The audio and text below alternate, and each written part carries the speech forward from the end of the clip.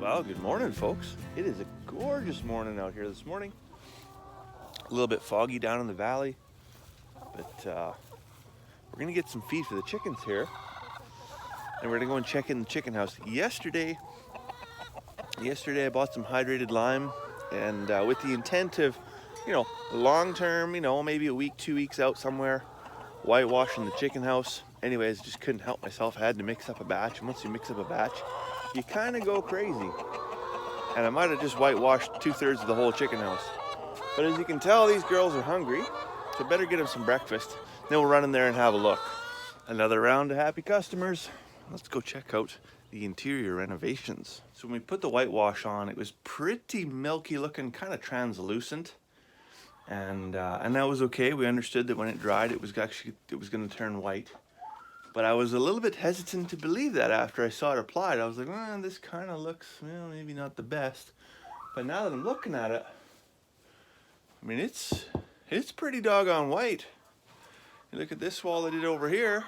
I mean, obviously I need to do what looks like a second coat probably, just to finish off. But yeah, it actually looks better than I expected it was gonna. So we'll call that one a success. So sometime in the next day or two, I need to finish the front entryway, which won't take long. And then I got to scrape off the roosting bars and then get this back wall in behind it. Because you can see, like, the back wall gets pretty dingy because, I mean, the chickens are up there on the top roost, and they generally will poop over the edge, and lots gets hung up on the back wall. So I'm thinking that very far back roosting bar, I'm going to try and move forward a little bit. See if we can't keep that wall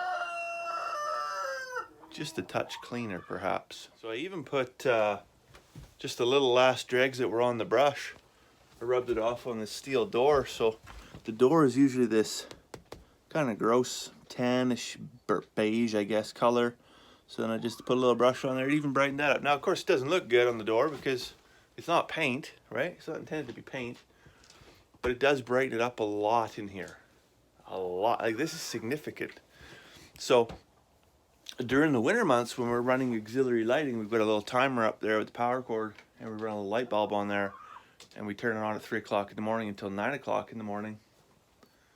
I'm guessing it's gonna turn this place into, the backside of the sun, essentially. It's gonna be bright in here.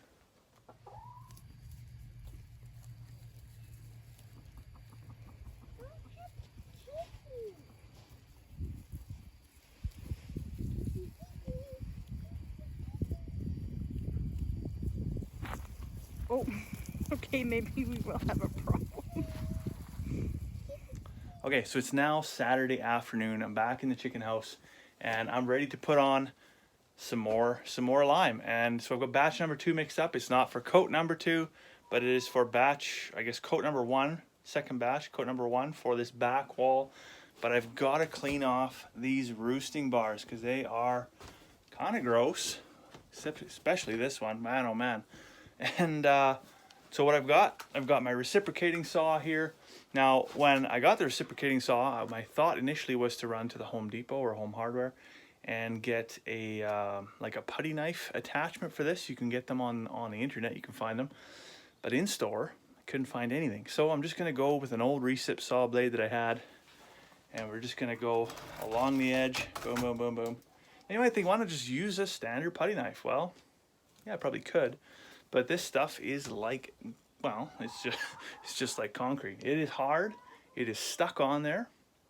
And I don't really like physical labor that much. When I've got power tools, especially cordless power tools, battery operated cordless power tools, I'm gonna take the easy way out. So let's see how this works.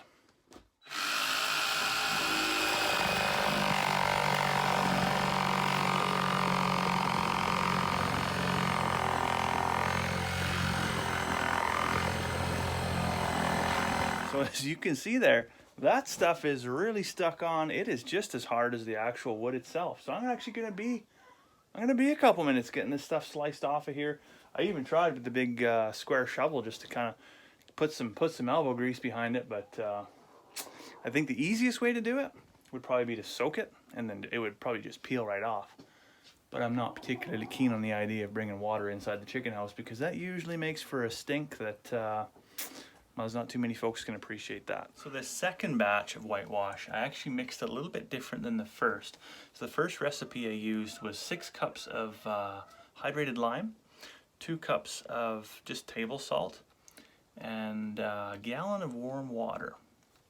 What I found when I mixed it up was that it was very, very watery. And now I think if you were just using maybe only plywood or just dimensional lumber or rough cut lumber, something like that, that would probably go on quite well. But the majority of the inside of the chicken house here is OSB, and as we were trying to apply it, it was pretty runny, and so I did add quite a bit more of the hydrated lime just to kind of thicken it up. So today when I mixed this batch, what I actually did is I still used 6 cups of hydrated lime, 2 cups of salt, but I only used half a gallon of water, and yeah, it's made it quite a bit thicker.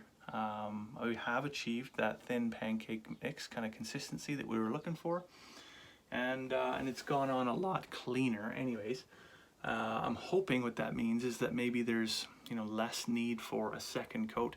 You know, honestly, I think in the other side of the chicken house where it's already done, I mean, I'm probably not gonna second coat this because it is quite bright, right? I mean, it's it's night and day comparison, right? If you just look at that versus look at that, I mean, it's made a significant difference already. So I don't think I'm actually gonna second coat anything unless for some reason, you know, maybe the back wall really soaks it up and it is still kind of dark back there. But I really have this feeling that it's going to be a game changer because this is dark and dingy and kind of, it's dungeony, right? And this over here is like a completely different space. And that's what we're trying to accomplish here. So I'm on to batch number 3 and change the recipe yet again, but the consistency that I'm working with here is the biggest thing. So what I've gone down to is half a gallon of water, and I've increased the amount of hydrated lime to 8 cups, and I'm staying with the 2 cups of table salt, and it is gliding on there just like paint, and much closer to a thin pancake batter. This is much nicer, and much more even coverage, a lot easier on the brush strokes.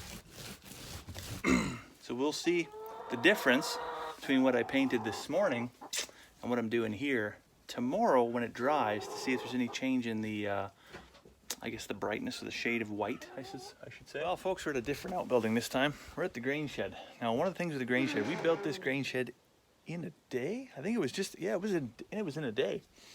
And maybe there was like a couple extra hours to screw some roofing tin down or whatever. But one of the first things I noticed about this was that the door was really tight. Now, that wasn't really an issue, you know, I could really grab on the doorknob and just give it a good tug. But notice today we had some you know, higher humidity, and the door was just, I couldn't even open it. I really had to pry it open. So I was like, I'm kind of done with this tight door nonsense. So I actually once I got it open, I actually took this plate off and then got my cordless rotary saw, or cordless circular saw, and just made a notch out here, 1/8 of an inch deep. And that's all I need to do. And then just inset that striker plate. Boom. Closes like a dream. That's how it should have been the day I built it, but I was in a rush to get it done in a day, obviously pressed for time, not making good decisions, and regretting it later for far too long.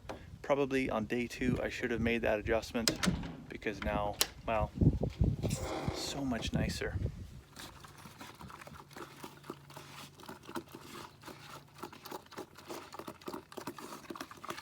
Well, the piggies got their supper, so maybe it's time for me to go inside and get myself a snack and a good cup of tea. So I'll let you go for now. I hope you have a fantastic evening.